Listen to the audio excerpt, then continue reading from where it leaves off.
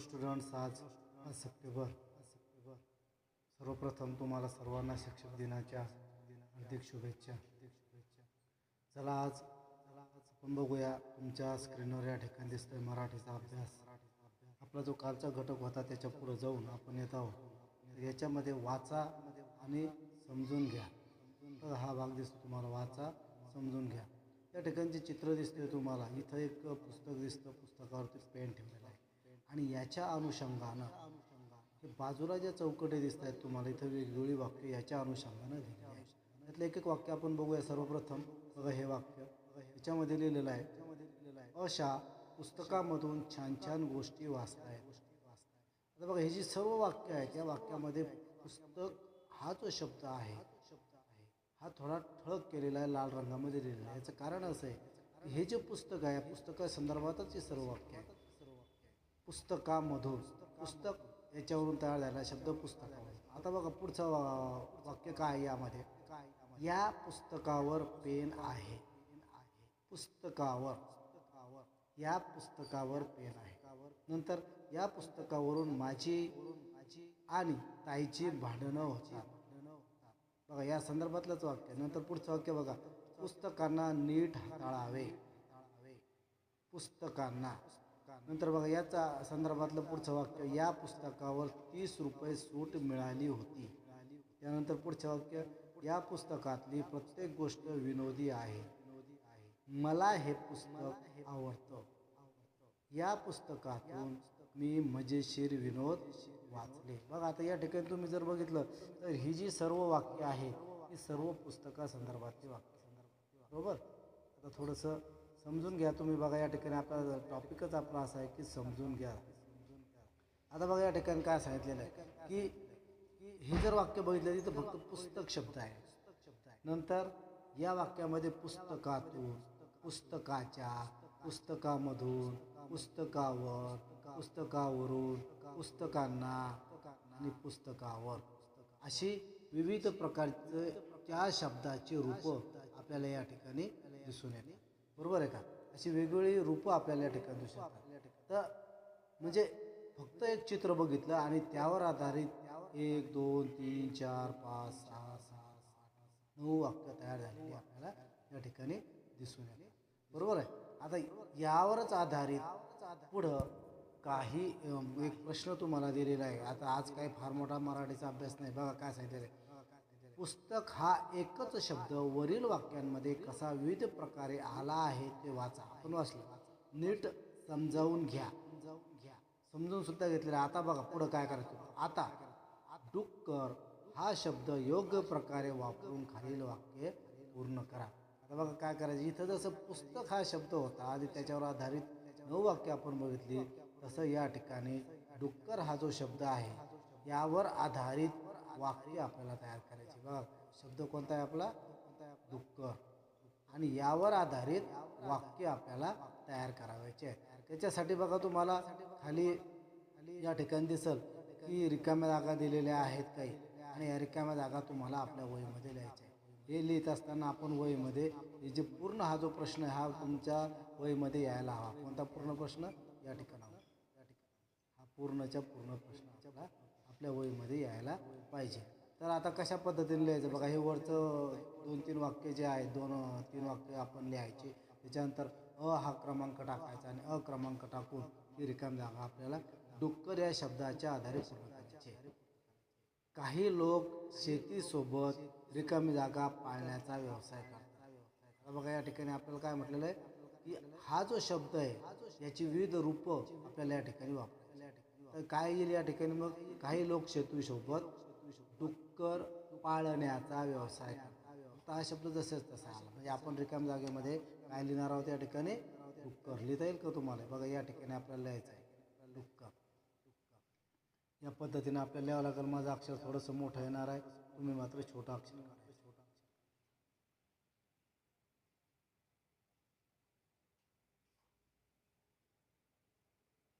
अशा प्रकारचा शब्द या ठिकाणी तो येईल, बरोबर की नाही. आता दुसरी रिकाम जागा आहे आ. या रिकाम जागात अगोदर शब्द लिहायचा आपल्याला, आपल्याकडे चांबळे मिळते. आपल्याला चांबळे मिळते. काय तर डुकरापासून आपल्याला चामडे मिळतात. म्हणजे रिकाम जागा शब्द येणार डुकरापासून. नंतर बघा ही रिकाम जागा आहे, वराह असे म्हणतात कशाला, डुकराला. बघा इथं डुकरापासून डुकराला वराह असेही म्हणतात. पुढची रिकाम जागा, डुक्कर पाळणारे लोक रिकाम जागा खूप माया करतात. डुक्कर पाळणारे लोक डुकरावर खूप माया करतात. आता डुक्कर, तुम्ही मसाला डुक्कर पाळत नाही, आपल्या इकडं दिसत नाही आपल्याला डुक्कर पाळणारे लोक, परंतु बऱ्याच ठिकाणी आपण एखाद्या तुमच्या नातेवाईकाच्या गावाला गेले तर त्या ठिकाणी तुम्हाला डुकरं दिसतील. आपल्या गावात तर नाही आहेत, परंतु अशा काही गावामध्ये तुम्हाला ते डुकरं दिसतात. आता ते डुकरं पाळणारे लोक, जसं आपण गाय बैल म्हैस पाळतो अशा पद्धतीने सुद्धा डुकरं पाळतात. अमेरिकेसारख्या ठिकाणी मांस मिळण्यासाठी डुकराचा उपयोग केला जातो. आणि त्यासाठी जसं आपण शेळी पालन बघितलेलं असेल एखाद्या ठिकाणी, की ज्या ठिकाणी बंदिस्त जागेमध्ये त्यांचं पालन केलं जातं, तसंच बंदिस्त जागेमध्ये या ठिकाणी डुकरांचं पालन केलं जातं. आपल्या इकडं सुद्धा काही ठिकाणी भरपूरच्या ठिकाणी करतात, आपल्या परिसरात तर कुठं नाही. बघा एक पुढची रिकामी जागा बघूया आणि या ठिकाणी आपल्या मराठीचा भाग संपणार आहे. खवळलेल्या रिकामी जागा मारलेल्या मुसंडीला लोक घाबरतात. खवळलेल्या डुकराने मारलेल्या मुसंडीला लोक घाबरतात. तर अशा प्रकारे डुक्कर या संदर्भातले वाक्य आपल्याला या ठिकाणी तयार करतात. या ठिकाणी आपण हा भाग समजून घेतलेला, या ठिकाणी मराठीचा भाग आपण थांबूया. पुढच्या विषयाकडे वळू. बघत होतो ससा आणि कासवाची म्हणजे हेअर अँड टॉर्टाईज संदर्भातली. तर आज त्याला पुढे जाऊया आपण. बघा आपल्या चित्रामध्ये, आपल्या पुस्तकामध्ये अशा प्रकारचं हे चित्र आपल्याला दिसेल. आणि या चित्रामध्ये बघा काय दिसतं तुम्हाला, की ससा आणि कासव म्हणजेच हेअर अँड टॉर्टाईज यांची रेस बिगॅन झाली होती, सुरू झालेली होती. पुढं गेल्यावर काय होतं, हा हेअर जो आहे हा फास्ट असं पळत असतो. आणि पुढं गेलं की त्याला आपल्या पळण्याच्या रस्त्यावर बाजूला बघा एक शेत दिसतं. The hare came to a carrot patch. बघा हेअर पळता पळता रनिंग करत असताना, शर्यत सुरू असताना बघा त्याला दिसतं इथं कॅरेट पॅच. कॅरेट म्हणजेच गाजर, गाजराचा मळा त्या ठिकाणी दिसतो. आणि बघ हे गाजराचा मळा बघून हेअर काय म्हणतो, yummy what lovely red carrots, टॉर्टाईज is far behind, I will eat a few carrots. बघा काय म्हणाला तो, की वा वा यमी, सुंदर म्हणजे चवीच्या संदर्भात तो म्हटलेला आहे. किती सुंदर अशी ही लाल रंगाची गाजरं आहेत. आणि तो म्हणतो की द टॉर्टाईज फार बिहाइंड, कासव हा खूप मागे आहे. I will eat a few carrots, मी थोडेसे कॅरेट्स ईट करतो, खातो. अ फ्यू म्हणजे थोडे कॅरेट्स मी या ठिकाणी खातो. आणि मग काय करतो बघा तो, बघा या पुढच्या चित्रामध्ये दिसतं की त्या पॅचजवळ, कॅरेट पॅचजवळ हा बसतो आणि कॅरेट इटिंगचं काम तो सुरू करतो, कॅरेट खाण्याचं काम सुरू करतो. But he at a lot of carrots. बघा या ठिकाणी महत्त्वाचे हे हा शब्दसुद्धा महत्त्वाचा आहे. अ लॉट ऑफ हे वाक्प्रचार फ्रेज आहे. अ लॉट ऑफ म्हणजे पुष्कळ. बट ही एट त्याने खाल्ले, अ लॉट ऑफ पुष्कळ कॅरेट्स. बघा त्याचं खाणं सुरू आहे, क्रंच क्रंच क्रंच. त्यानं अशी पुष्कळशी कॅरेट त्या ठिकाणी खाल्ली. आणि बघा पुढं काय होतं मग, बघा पुढच्या चित्रामध्ये आपल्याला या ठिकाणी दिसत, त्यानं ते कॅरेट खाल्ल्यानंतर मग तो पळत त्याची रनिंग त्यानं स्टार्ट केली, सुरू केली. पुढं गेल्यानंतर then the hare came to a radish patch. बघा अगोदर त्यानं कॅरेट्स खाल्ले, त्याच्यानंतर तो आला पुढं पळता त्याला एक शेत दिसलं आणि त्या शेतामध्ये त्याला दिसले रॅडिश. रॅडिश म्हणजे काय, चित्र बघून आपल्याला लक्षात येईल. रॅडिश म्हणजे मुळ्याचं शेत, मुळ्याचं या ठिकाणी मळा त्या ठिकाणी त्याला दिसला. आणि बघा ते बघून त्याच्या तोंडाला पाणी सुटलं आणि तो काय म्हणतो, सर्व what a juicy white radish, I will eat only a few. आणि बघा हे बघून तो म्हणाला, what a juicy white radish, किती रसदार, ज्युसी म्हणजे रसदार, व्हाईट रॅडिश पांढरे या ठिकाणी मुळे. I will eat only a few, मी थोडेसे खाईल. आय विल ईट म्हणजे मी खाईल, आय विल ईट खाईल, ओनली अ फ्यू. बघा इथं सुद्धा ही फ्रेज आलेली आहे, ओनली अ फ्यू ही फ्रेज आहे या ठिकाणी. मी थोडेसेच या ठिकाणी खातो. आणि त्यानं काय केलं बघा, ओनली अ फ्यू ही फ्रेज आहे या ठिकाणी लक्षात घ्या. आणि मग त्यानं ती खायला सुरुवात केली. काय खायला सुरुवात केली तर रॅडिश खायला. But he ate up quite a few, थोडीशी जास्तच. क्वाईट अ फ्यू म्हणजे थोडी जास्तच. कोम कोम कोम बघा त्याचं हे रॅडिश खाणं सुरू आहे. आणि बघा पुढं काय होतं. देन म्हणजे बघा पहिले तो रॅडिश पॅच जवळ आला होता, कॅरेट पॅच जवळ, नंतर रॅडिश पॅच जवळ आला आणि पुढं बघा काय होतं. Then the hare came to another vegetable patch. Vegetable म्हणजे भाजीपाला, पॅच म्हणजे मळा, भाजीपाल्याच्या मळ्यावर आला. या ठिकाणी बघा भाजीपाल्याचा मळा आपल्याला दिसतोय. ते बघून बघा त्यानं ब्रेक लावला आपल्या पळण्याला, आपल्या धावण्याला, आपल्या रनिंगला. आणि तो काय म्हणतो बघा, फ्रेश लिफी व्हेजिटेबल्स. फ्रेश ताजी, लिफी म्हणजे पालेदार, व्हेजिटेबल्स म्हणजे भाजीपाला, ताजा पालेदार भाजीपाला. सो गुड टू ईट, खाण्यासाठी खूप छान असतो. So he ate up quite a few. आणि नंतर त्यानं मग काय केलं, ही एट अप, त्याने खाल्ले. एट अप खाल्ले, क्वाईट अ फ्यू थोडे अधिक, म्हणजे थोडेसे खायचे होते पण थोडे अधिक. क्वाईट अ फ्यू बघा या ठिकाणी फ्रेज आहे. क्वाईट अ फ्यू एवढी ही फ्रेज आहे. क्वाईट अ फ्यू त्याने थोडेसे जास्तच या ठिकाणी ते लिफी व्हेजिटेबल्स ईट केला. आणि पुढं बघूया पुढं काय झालं. पुढं काय होतंय हे आपण उद्याला बघणार आहोत. हे सर्व खाल्लं त्यानं. काय काय खाल्लं बघा. पहिले खाल्ले त्यानं, आठवा काय खाल्ले पहिले त्यानं, काय म्हटलेलं आहे याला म्हटलेलं आहे कॅरेट. त्याच्यानंतर इथं एक फ्रेज आली होती. कोणती फ्रेज आली होती, कोणती फ्रेज आली होती बघा या ठिकाणी. या ठिकाणी अ फ्यू, अ फ्यू ही फ्रेज आली. अ फ्यू म्हणजे थोडे. आणि नंतर बघा पुढं या ठिकाणी गेला आणि त्या ठिकाणी रॅडिशच्या नंतर, सॉरी कॅरेटच्या नंतर या ठिकाणी बघा त्याला दिसले रॅडिश. इथं सुद्धा फ्रेज आली आहे, ओनली अ फ्यू. कोणती फ्रेज आहे, ओनली अ फ्यू म्हणजे थोडेसे, ओनली अ फ्यू. आणि इथं दिसतं quite a few. Only a few आणि quite a few. Only a few म्हणजे थोडेसे, क्वाईट म्हणजे थोडे जास्त. नंतर बघा पुढं काय फ्रेज आहे. पुढच्या ह्याच्यामध्ये बघा त्यानं पहिले या ठिकाणी दिसेल तुम्हाला कॅरेट, नंतर या ठिकाणी रॅडिश आणि इथं leafy vegetables. Quiet a few, परत इथं फ्यू आलेले क्वाईट अ फ्यू. अशा ठिकाणी आता अशा पद्धतीनं सस्याचा हा प्रवास, शर्यत सुरू होती. अजून या ठिकाणी आपल्याला टॉर्टाईज या शर्यतमध्ये सुरू झाल्यानंतर पुढं दिसतं नाही. या ठिकाणी आपण इंग्रजी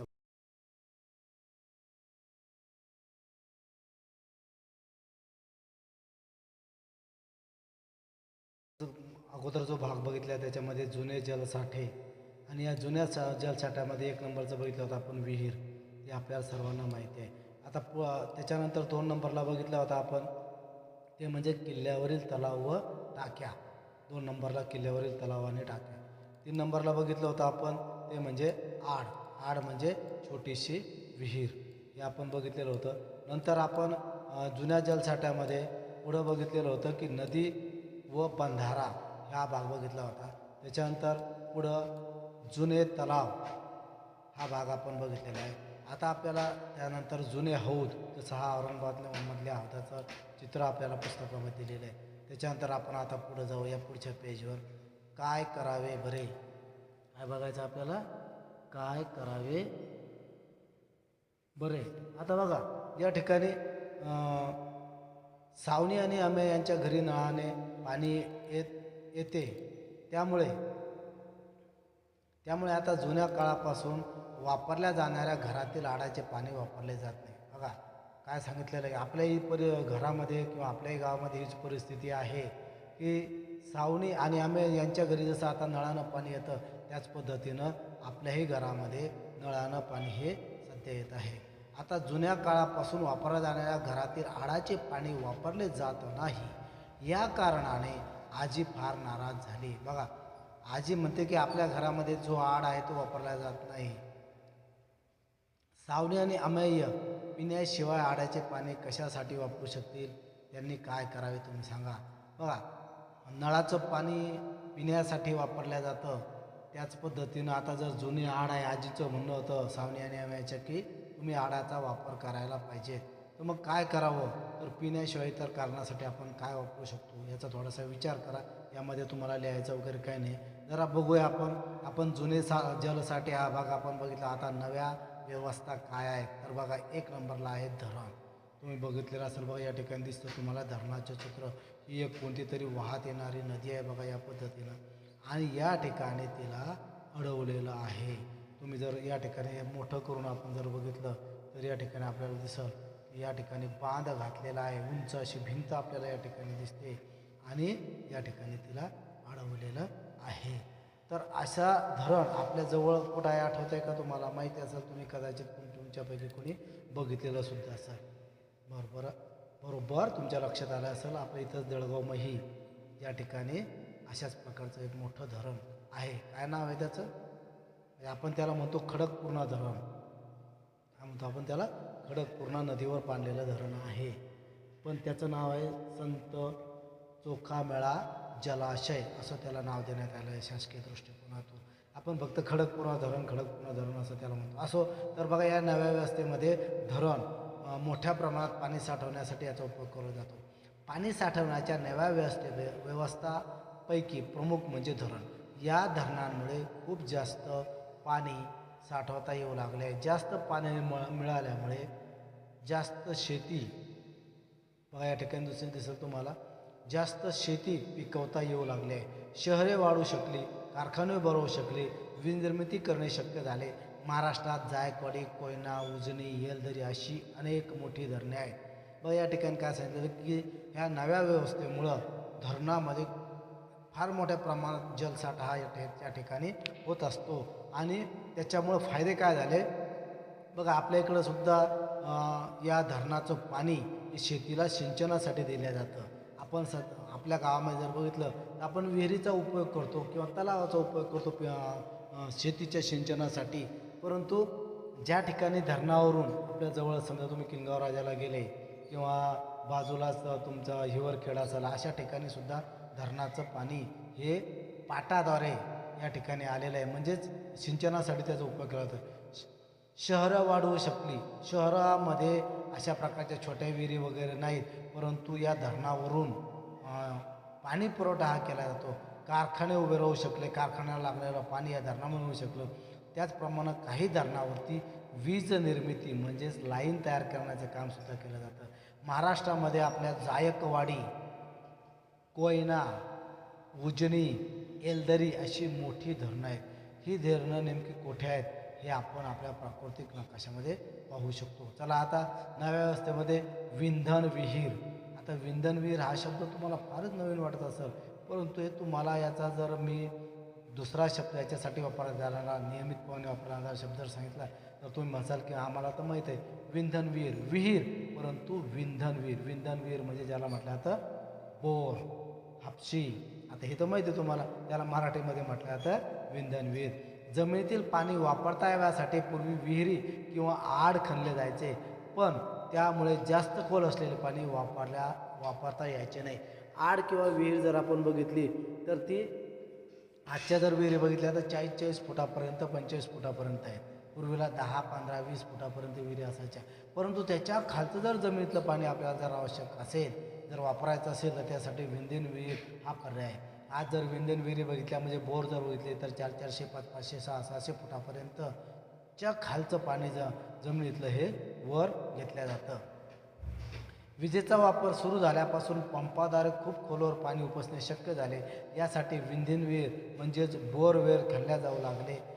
या खूप खोल असतात, पण त्याचा घेर मात्र फार लहान असतो. त्याचा घेर जर बघितला, जसं आपण म्हटलं की विहिरीचा घेर खूप मोठा असतो, त्याच्यापेक्षा आडाचा घेर, मी तुम्हाला काल सांगितलं होतं की आडाचा घेर, काही आड इतके छोटे आहेत की गाडीचं चाक जर त्याच्यावर झाकून टाकलं आपण तर ते झाकता येईल. पण विंधन विहीर तर ही अगदी त्याच्यापेक्षा छोटी, म्हणजे 6 इंच फक्त त्याची रुंदी आहे. म्हणजे त्याच्यामध्ये तुमचा 6 इंच जर विचार केला तर आपल्या अर्ध्या एक भिंतीपेक्षा थोडंसं मोठं असा प्रकारचा हा त्याचा घेर हा असतो. तर नंतर बघूया आपण पुढं काय. जरा डोके चालवा, थोडासा विचार करा. बघा याचे चित्र काय सांगतं तुम्हाला, थोडासा विचार करा. काय विचार करायचा आहे? तुम्ही राहत असलेल्या भागात पाणी साठवण्याच्या जुन्या पद्धती आहेत का? आपण ज्या भागामध्ये राहतो अशा जुन्या काही पद्धती आहेत, जसं आड असेल किंवा हौद असतील, हे आहे का? नदी, धरण, विहीर, तलाव इत्यादी जलसाठ्यांना पाणी कुठून मिळते? नदी, धरण, विहीर, तलाव या जलसाठ्यांना कुठून पाणी मिळतं? एक तर नदीमधून, आणि नदीला पाणी कुठून येतं? तर पावसामुळे. तर बघा, याच्यामध्ये तुम्हाला फक्त याचा अभ्यास करायचा, याच्यामध्ये लिहायचं काहीही नाही.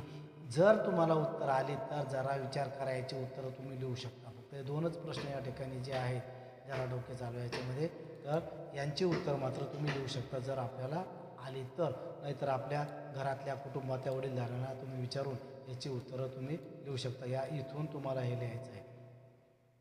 प्रश्न क्रमांक 1 लिहायचा, त्याचं उत्तर तुम्हाला येत असेल तर ते लिहायचं आहे. नंतर प्रश्न क्रमांक 2 आणि त्याच्या खाली त्याचं उत्तर तुम्हाला लिहायचं आहे. या ठिकाणी परिसर अभ्यास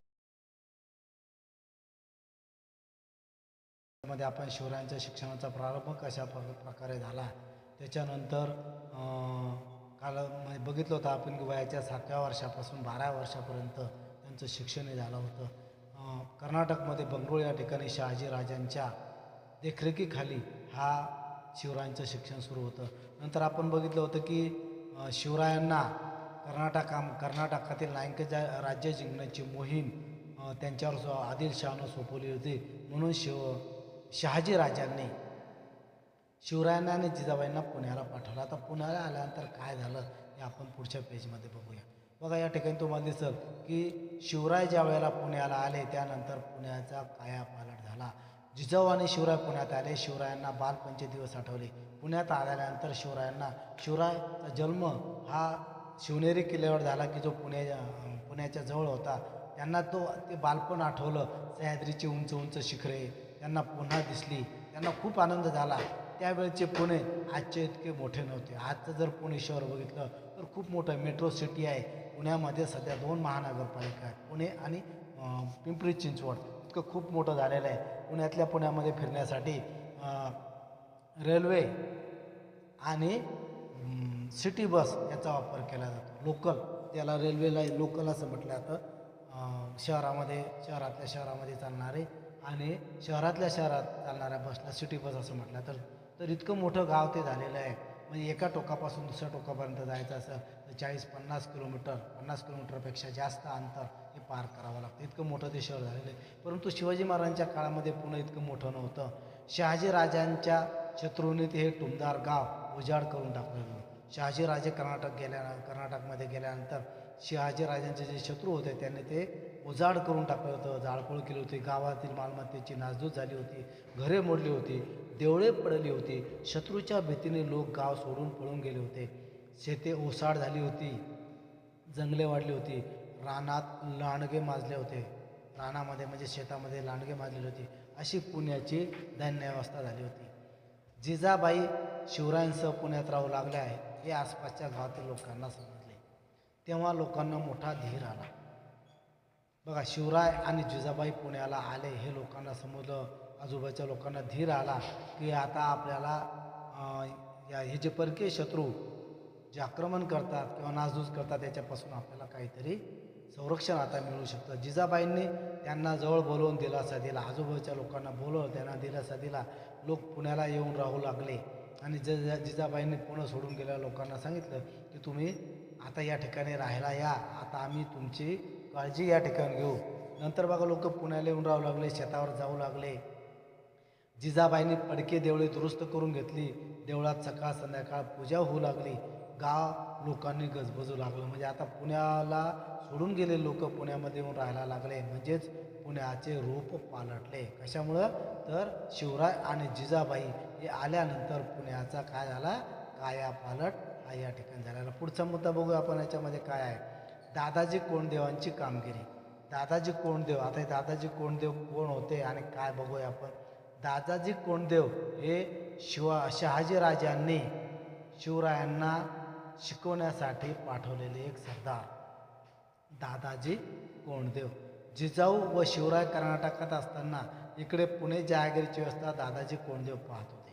बघा, शहाजीराजे आणि जिजाबाई ज्या वेळेला कर्नाटकात होते त्यावेळेला पुणे ही जी शहाजीराजांची जहागिरी जी होती त्याची व्यवस्था दादाजी कोंडदेव पाहत होते. ते कोंढाण्याचे सुभेदार होते. कोंढाणा हा किल्ला, या कोंढाणा किल्ल्याचे ते सुभेदार होते, प्रमुख होते. ते मोठे इमानी सेवक, शहाजी राजांचे ते इमानी सेवक नोकर होते. कारभारात चोख होते, तसेच ते न्यायी होते. कारभार चोख असा, व्यवस्थित असा कारभार ते पाहत होते. लोकांना न्याय होते. त्यांची शिस्त कडक होती. ते निष्ठावंत होते.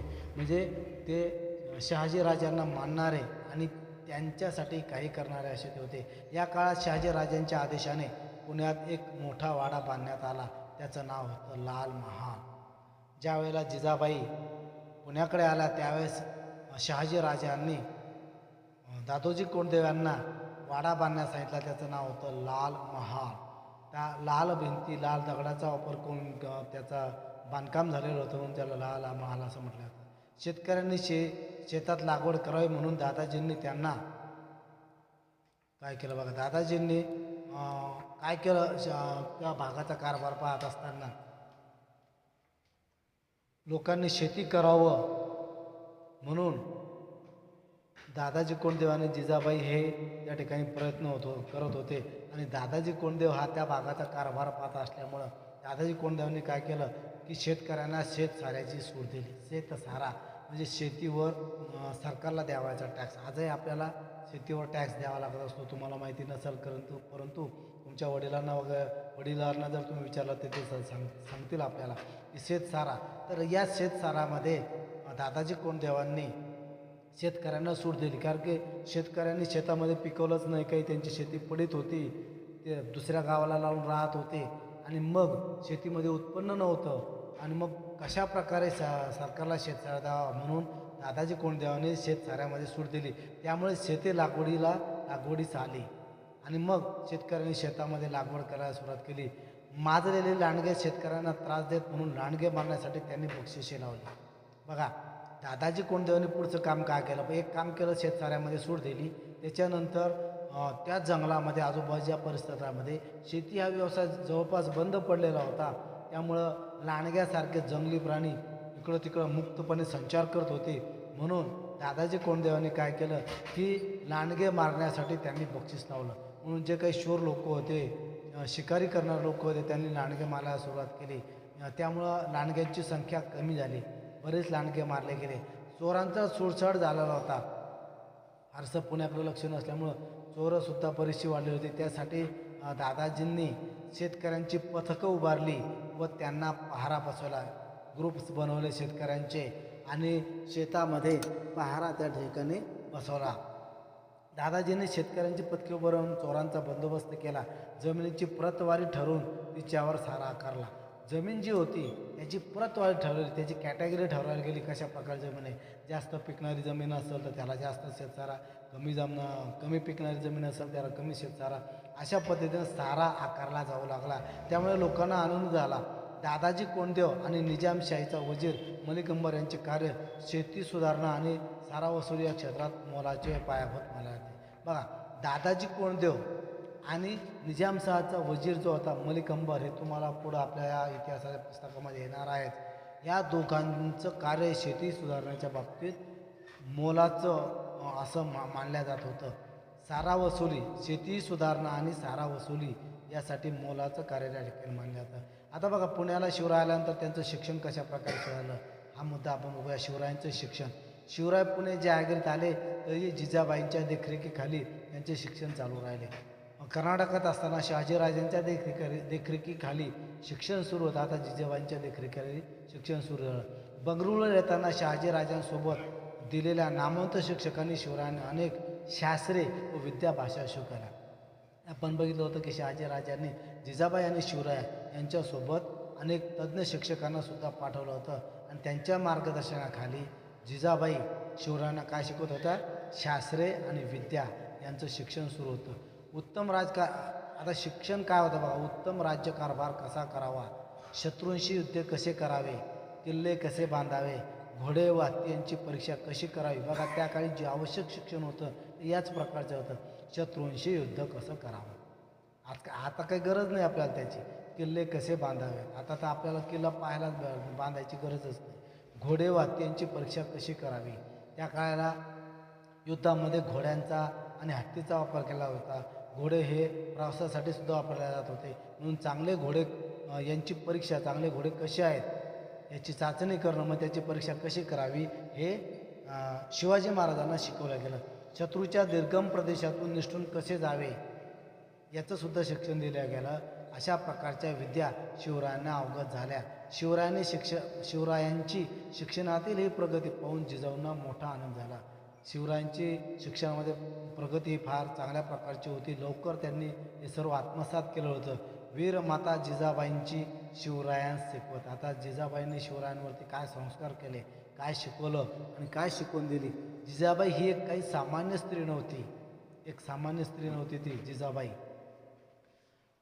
फक्त चूल आणि मूल, घरातली कामं करायची, स्वयंपाक करायचा, रांधणं वाढणं एवढंच काम करायचं असं नव्हतं. तर एक आदर्श अशी प्रकारची एक स्त्री होती, सामान्य स्त्री नव्हती ती. लखुजीराव जाधवांसारख्या बलाढ्य सरदारांची कन्या होती. बघा, आपल्यासाठी अभिमानाची बाब अशी की हे जे लखुजीराव जाधव होते हे आपल्या या सिंदखेड राजाचे, आणि त्यांची मुलगी म्हणजे जिजाबाई. अर्थात जिजाबाईंचं माहेर म्हणजे आपलं सिंदखेड राजा. ही आपल्यासाठी अभिमानाची गोष्ट आहे.